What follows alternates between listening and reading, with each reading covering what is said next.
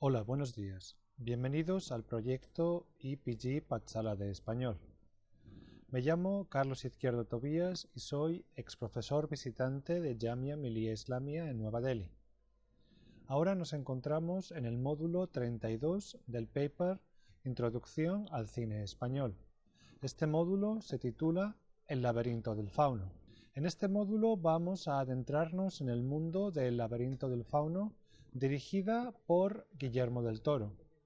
En este módulo vamos a adentrarnos en el mundo del laberinto del fauno, película dirigida por Guillermo del Toro. Se trata de un filme que combina los horrores de los primeros años de la posguerra española, la tradición centroeuropea de los cuentos de hadas y la mitología grecorromana. Se trata de una película inusual en el panorama cinematográfico español que consiguió gran éxito internacional de crítica y público. Guillermo del Toro, el director, nació en Guadalajara, México, en 1964. Ha dirigido, escrito y producido varias películas fantásticas y de terror. Su primer largometraje, Cronos, de 1993, es una producción mexicana sobre el mito del vampiro, en el que un objeto antiguo rejuvenece y fortalece a un anticuario interpretado por el actor de origen argentino Federico Lupi, que interpreta también al rey del mundo subterráneo en el laberinto del fauno. La primera película norteamericana del realizador, Mimic, se estrena en 1997 y cuenta cómo unos científicos diseñan un insecto en un laboratorio para combatir una plaga de cucarachas en Manhattan. Los insectos creados son todos hembras y se supone que desaparecerán después de hacer su trabajo. Sin embargo, estos insectos evolucionan de manera imprevista. El Espinazo del Diablo, de 2001, tiene ciertas semejanzas con el laberinto del fauno. Las dos se sitúan en un periodo relativamente similar, la primera durante la Guerra Civil Española y la otra inmediatamente después. Ambas, además, transcurren en lugares aislados, en un orfanato y en un caserón en las montañas, respectivamente, y las dos son historias con elementos fantásticos y de terror. Del Toro es también el realizador de Hellboy de 2002, la segunda parte de Hellboy, titulada El Ejército Dorado de 2008, las dos basadas en los cómics de Mike Mignola sobre un bienintencionado demonio que combate fuerzas sobrenaturales hostiles. El mundo de Hellboy está poblado de monstruos y seres fantásticos. Estos son, sin duda, elementos que fascinan al director mexicano desde su infancia. Del Toro confiesa en una entrevista: al principio soñaba con ellos y me daban tanto miedo que aunque tuviera que ir al baño, me quedaba agazapado en la cama y me meaba. Pero decidí aliarme con ellos. Desde entonces los amo. A lo largo de mi vida me he sentido decepcionado por las instituciones, por la gente, por la industria del cine, pero los monstruos nunca me han fallado. Soy un tipo socialmente inepto, las interacciones no son lo mío. Mis amigos son los monstruos. Acaba la cita. La riqueza visual de sus películas es el resultado de la atención que el realizador presta al diseño de producción y la dirección artística, disciplinas encargadas de la selección de las localizaciones del filme, la creación de escenarios y en general del aspecto de la película. En El laberinto del fauno, el trabajo del diseñador de producción busca recrear, por un lado, imágenes que remitan al momento histórico en el que la trama se sitúa, la posguerra española, teniendo en cuenta el género del filme y las preferencias estéticas del director. Por otro lado, el diseñador de producción ha de crear el mundo de los cuentos de hadas, cercano al mundo siniestro de los hermanos Grimm, un mundo fantástico poblado por hadas, monstruos y seres mágicos. Prestemos atención ahora a la sinopsis de la película. La película comienza como un cuento de hadas en el que se narra cómo Moana, la hija del rey del mundo subterráneo, salió a la superficie, fascinada por el mundo de los humanos. Una vez allí, cegada por la luz del sol, olvidó quién era. Su alma vagó entonces por el mundo mortal de cuerpo en cuerpo. Para encontrarla, su padre hizo instalar portales por todo el mundo, pero el tiempo pasaba y la niña no aparecía. Nos trasladamos entonces a la España de 1944, a un caserón en las montañas en el que vive un pequeño regimiento de la Guardia Civil liderado por el cruel y autoritario capitán Vidal, cuyo propósito es acabar con los últimos combatientes de la guerrilla republicana que se esconden en el monte. A su casa llegan su mujer Carmen, que está embarazada de él, y Ofelia, hija del primer matrimonio de Carmen, y que vive fascinada por el mundo de los cuentos de hadas. Vidal está obsesionado con su hijo, que según él ha de ser varón y continuar el legado de su padre. Mientras una debilitada Carmen descansa en su cama, Ofelia, que comparte habitación con ella, ya que el capitán siempre duerme en el piso de abajo, se reencuentra con un insecto que había visto de camino a la mansión. El insecto se transforma en una hada diminuta que la invita a seguirla. El hada la lleva a unas ruinas de un antiguo laberinto cerca del caserón. En el centro hay un gran pozo con escaleras circulares que desembocan en una pequeña explanada con una estatua de alguien sujetando a un bebé. Allí Ofelia conoce a un fauno, un ser viejo como el bosque, que le asegura que ella es en realidad la princesa Moana, pero que para poder recordar de nuevo su identidad y así regresar al mundo subterráneo, ha de pasar 3 pruebas antes de la luna llena. Ofelia recibe del fauno el libro de las encrucijadas que la guiará y 3 piedras mágicas. La primera prueba consiste en recuperar una llave del vientre de un sapo gigante que se ha instalado en las raíces de un árbol al que no deja crecer. Para ello, Ofelia engaña al sapo para que se trague las piedras mágicas. Estas provocan la muerte del sapo, cuyas entrañas salen de su boca, y de este modo consigue Ofelia la llave. En la casa trabajan también Mercedes y el doctor Ferreiro, los dos haciendo lo que pueden para ayudar a los guerrilleros que se esconden en la montaña, entre los que se encuentra Pedro, el hermano de Mercedes. Una noche Mercedes y el doctor Ferreiro van a hurtadillas al monte para llevarles comida y medicinas y para ayudar al líder de la guerrilla que tiene una pierna gangrenada. El doctor Ferreiro no ve otra solución que amputársela. En la mansión, como la salud de Carmen ha empeorado, Ofelia ha de instalarse en el ático. Para la segunda prueba, Ofelia traza una puerta en la pared con una tiza mágica que le entrega el fauno. Las instrucciones del fauno son claras. La niña debe regresar antes de que caiga el último grano del reloj de arena y no debe, bajo ningún concepto, comer nada durante la prueba. La puerta se abre a un corredor misterioso y Ofelia, en compañía de las hadas, accede a él.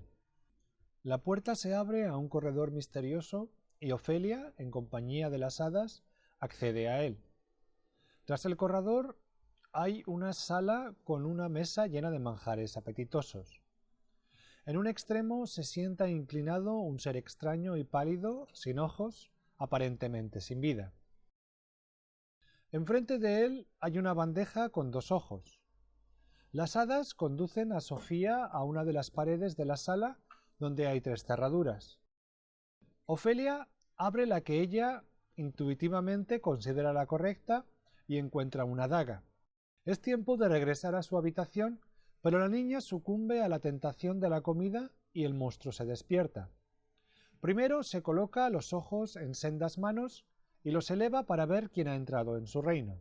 Devora a 2 de las hadas y a punto está de atrapar a Ofelia, que tiene que improvisar otra puerta para poder escapar. El fauno, decepcionado con Ofelia por el fatal destino de las hadas, le dice que la niña ha fracasado y desaparece. A la mañana siguiente, Vidal y sus subordinados se ven envueltos en un enfrentamiento con los guerrilleros republicanos y consiguen atrapar a uno de ellos. Vidal encuentra una ampolla de antibiótico y se la guarda. De vuelta al caserón, el capitán tortura al prisionero con una crueldad inhumana. A la mañana siguiente, Vidal tiene la oportunidad de hurgar en el botiquín del médico y descubre ampollas de antibiótico similares a las que encontró en el monte. El doctor Ferreiro ayuda a morir al prisionero torturado en un acto de piedad. Vidal dispara al médico por la espalda y lo mata. Al mismo tiempo, Carmen se pone de parto y muere. El bebé sobrevive, lo que parece ser la única preocupación del capitán Vidal. Los rebeldes atacan un tren y mientras el grupo de la Guardia Civil dirige su atención a este hecho, los guerrilleros aprovechan para llevarse los víveres de Vidal. El capitán comienza a sospechar de Mercedes y ésta decide huir al monte con Ofelia, pero las dos son descubiertas por la Guardia Civil. Vidal planea ahora torturar a Mercedes para hacerle hablar, pero ésta se defiende con un cuchillo y huye. A punto de ser atrapada de nuevo en el monte, es salvada por los guerrilleros que ahora están preparados para atacar el caserón. El fauno visita de nuevo a Ofelia y le da una segunda oportunidad. Le pide que lleve a su hermano al laberinto. Ofelia encuentra al bebé en la habitación del capitán y echa en su bebida unas gotas de un calmante que el doctor había recetado a su madre Carmen. Vidal regresa, se toma la bebida y descubre a Ofelia con el niño en brazos tratando de huir. La persigue hasta el laberinto y este parece ayudar mágicamente a Ofelia a encontrar el centro del mismo. Allí la espera el fauno que le pide unas gotas de sangre del bebé, ya que solo la sangre de un inocente puede completar el ritual para que Moana pueda recordar quién era y regresar al mundo subterráneo. Ofelia rehúsa y en ese momento aparece Vidal que le arrebata el bebé y la dispara. Los guerrilleros, con Pedro y Mercedes a la cabeza, esperan a Vidal a la entrada del laberinto. Mercedes toma al bebé en brazos y el capitán le pide que le digan al bebé cuando crezca la hora de la muerte de su padre. Pero Mercedes le dice que no sabrá ni su nombre. Entonces Pedro le dispara y lo mata. Mercedes encuentra a Ofelia moribunda al borde del pozo y llora desconsolada. Gotas de sangre caen de la mano de la niña en el pozo. Es entonces cuando Ofelia se ve a sí misma vestida como una princesa en la corte del rey del mundo subterráneo, que la recibe como a Moana, su hija perdida. El rey le dice que la última prueba consistía en derramar su propia sangre antes que la de un inocente, que es lo que pasó cuando el fauno le pidió unas gotas de la sangre de su hermano y ella se negó. El portal aceptó entonces la sangre de la niña agonizante y se obró el milagro. La reina tiene la misma cara que su madre Carmen y sostiene en sus brazos a un bebé. En el mundo de la superficie, Ofelia muere ante Mercedes. La voz del narrador nos cuenta que Moana reinó por siglos amada por sus súbditos y nos recuerda que todavía hay signos de su paso por el mundo de los humanos. Una flor abre sus pétalos mientras un insecto, como el que se transformó en hada, se posa al lado. Vamos a hablar ahora sobre la relación entre historia y ficción en la película. Uno de los aspectos más destacables del Laberinto del Fauno es su efectiva combinación de historia y ficción. De una coyuntura histórica particular, la de la posguerra española, y de la tradición centroeuropea de cuentos de hadas y la mitología grecorromana. La Guerra Civil Española fue un conflicto bélico fratricida entre dos bandos, los así llamados bando republicano y bando nacional. El primero estaba formado por los partidarios de la Segunda República, partidos de izquierda como Izquierda Republicana, Unión Republicana y el Partido Socialista Obrero Español. También eran apoyados por el Partido Comunista de España y grupos sindicalistas y regionalistas. El bando nacional fue mayormente organizado por el alto mando militar en torno al general Francisco Franco y reunía a grupos conservadores como Falange Española, los carlistas, etc. El conflicto se resolvió en 1939 a favor de los seguidores de Franco. muchos republicanos que consiguieron escapar las represalias del nuevo régimen se fueron al exilio, algunos a Francia y otros a México, pero algunos se escondieron en los montes con la esperanza de, por medio de guerrillas, cambiar el resultado de la guerra. El régimen franquista impuso su totalitarismo a una España de posguerra que era entonces un país pobre y diezmado. Es aquí donde se sitúa la acción de la película, los primeros años de la posguerra. Del Toro explica algunas de las razones de la elección de esta coyuntura histórica para el desarrollo de su narrativa fílmica cuando dice en una entrevista: «Intenté hacer un seguimiento, encontrar una coartada histórica en la que España se viera como un laberinto. Y en el año 44 sucede que todavía hay resistencia. Hay todavía la esperanza de que los aliados, después de Normandía, miren a España y ayuden a derrocar a Franco, cosa que jamás sucedió. Pensé que era un momento idóneo para hacer una fábula sobre la desobediencia. La desobediencia es totalmente lo contrario del fascismo, que es la obediencia del grupo para el grupo. La desobediencia tiene sus principales manifestaciones en Ofelia, el doctor Ferreiro y quizá Mercedes.